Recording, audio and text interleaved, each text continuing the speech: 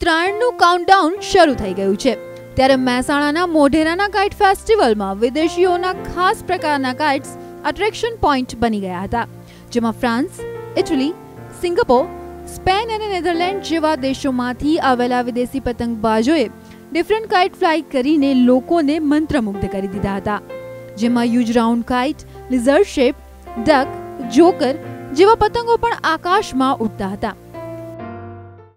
I come here to take part in the International Kite Festival in Gujarat. I've been coming for many years now and it is a place that's very close to my heart.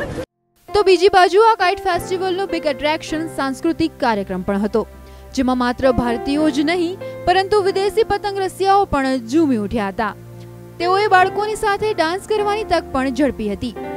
તો આ બાજુ તંત્ર દ્વારા પણ પતંગોત્સવને successful બનાવવા માટેની પૂરેપૂરી તૈયારી કરવામાં આવી હતી.